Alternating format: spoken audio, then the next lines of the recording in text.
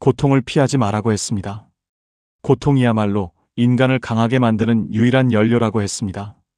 그런데 그 말을 한 사람은 평생 병과 싸웠고 사랑에 실패했고 살아있는 동안 단 한 권의 책도 팔리지 않았습니다.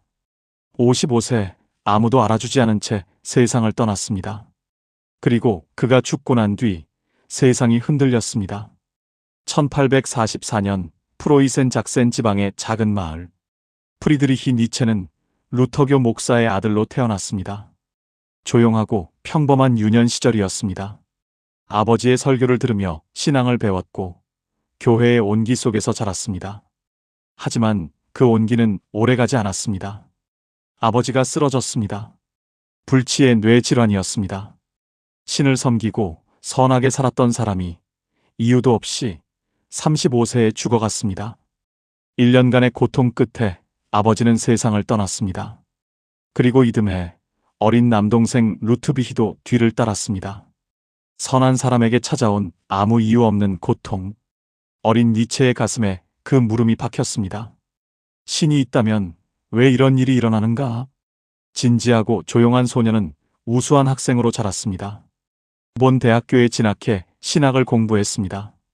그러나 한 학기가 지나지 않아 니체는 더 이상 이전의 자신으로 돌아갈 수 없었습니다.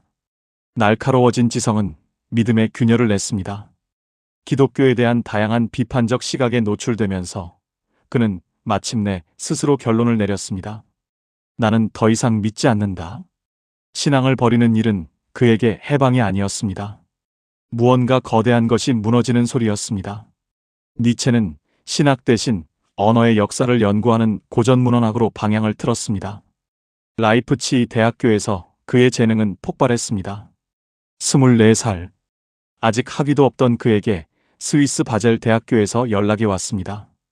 고전문헌학 교수직 제안이었습니다. 역대 최연소 임용. 그 기록은 지금까지도 깨지지 않았습니다. 교수가 된 니체는 그러나 오래 버티지 못했습니다.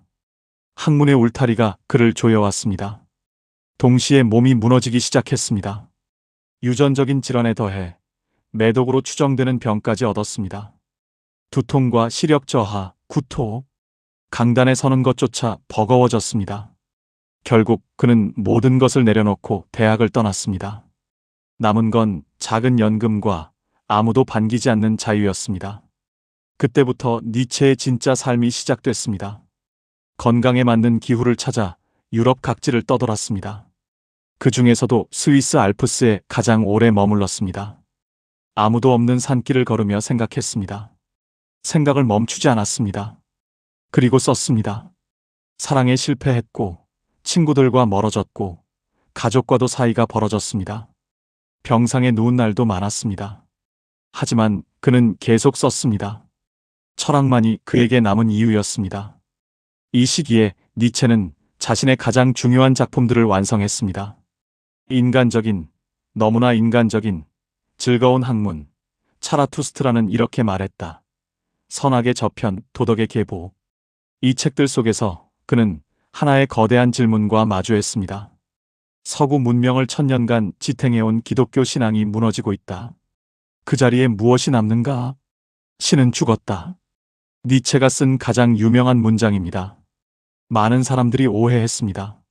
신이 없다는 선언이라고, 종교를 조롱하는 말이라고.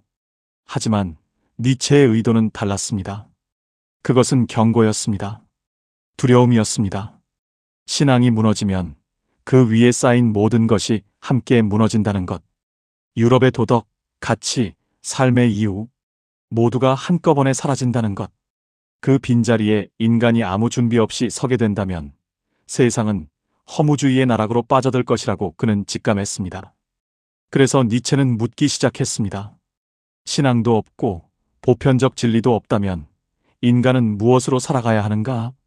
그의 답은 간결했습니다. 사실은 없다. 오직 해석만 있을 뿐이다. 객관적 진리를 찾으려는 모든 시도는 오히려 인간을 삶으로부터 멀어지게 만든다고 그는 말했습니다. 의미란 저 너머 어딘가에 있는 것이 아니라 지금 이 순간, 이 삶 안에서 각자가 만들어가는 것이라고. 니체는 예술에서 실마리를 찾았습니다. 음악, 철학, 문학, 연극, 창조적 행위야말로 인간이 더 깊은 진실과 연결되는 방식이라고 믿었습니다. 하지만 예술조차 시간이 지나면 학문이 되고 상품이 되고 생기를 잃는다는 것을 보았습니다. 결국 그는 더 근본적인 곳으로 파고들었습니다. 외부의 그 어떤 것에도 기대지 않는 오직 개인 내면의 힘, 그것이 위버맨쉬, 즉 초인의 개념으로 이어졌습니다. 차라투스트라는 이렇게 말했다 해서 처음 등장한 이 개념은 종종 오해받았습니다. 타인을 지배하는 강자의 이미지로. 하지만 니체가 말한 초인은 그런 존재가 아니었습니다. 자신의 두려움과 결핍을 직면하고 끊임없이 자기 자신을 넘어서는 사람. 스스로 이상적인 자신의 모습을 세우고 그것을 향해 멈추지 않고 나아가는 사람. 그 이상은 결코 완전히 도달할 수 없습니다.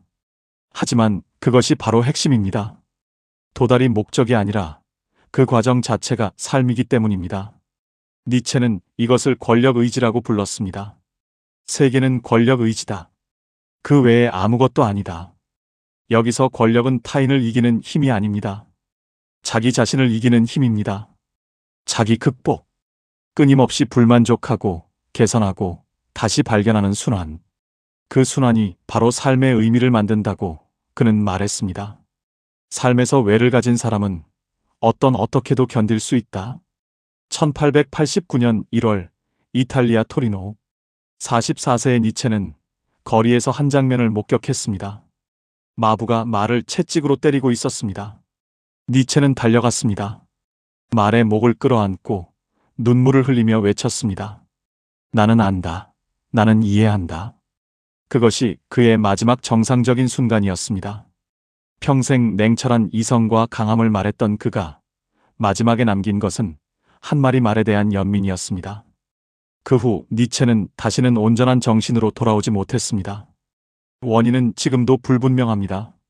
과거에 얻은 병의 후유증인지 아니면 너무 깊이 자신의 내면으로 파고든 정신이 돌아오는 길을 잃은 것인지.